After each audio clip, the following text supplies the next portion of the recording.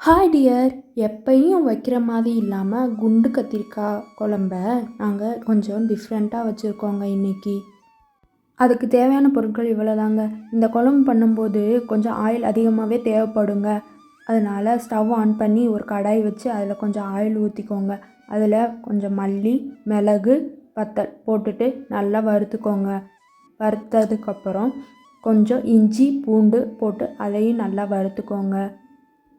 வறுத்ததுக்கப்புறம் வெந்தயம், சோம்பு, சீரகம் போட்டுட்டு அதையும் வறுத்துட்டு கொஞ்சம் சின்ன வெங்காயம் இருந்தால் போட்டுக்கோங்க. அதுக்கப்புறம் சின்ன சைஸ் 2 தக்காளி போட்டுக்கோங்க. தேங்காய் போட்டுக்கோங்க. நல்லா இதெல்லாம் சேர்ந்து வதக்குனதுக்கப்புறம் அதை எடுத்து மிக்ஸி ஜாரில் போட்டு அரைச்சிக்கோங்க. அதுக்கப்புறம் கத்திரிக்காயையும் நல்லா வதக்கி எடுத்து வச்சுக்கோங்க. அதுக்கப்புறம் குழம்பு சட்டி எடுத்து வச்சு கொஞ்சம் அதிகமாகவே ஆயில் சேர்த்துக்கோங்க.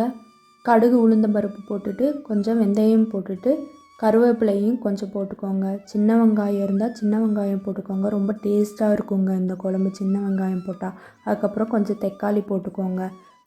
அதுக்கப்புறம் 2 பச்சை மிளகாய் போட்டுக்கோங்க. போட்டதுக்கப்புறம் நல்லா கிளறி விட்டுக்கோங்க. அரைச்சி வச்ச அந்த பேஸ்ட்டையும் இதில் போட்டுருங்க.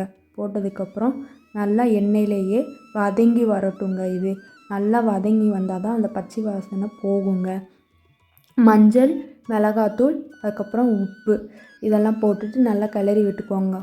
லெமன் சைஸ் புளியை கரைச்சி நல்லா இதில் ஊற்றிடுங்க. இந்த குழம்புல ஊற்றிட்டு தேவையான அளவு தண்ணியையும் ஊற்றிட்டு அதுக்கப்புறம் அந்த கத்திரிக்காயையும் போட்டுட்டு நல்லா கிளறி விட்டுக்கோங்க. தேங்க்யூ.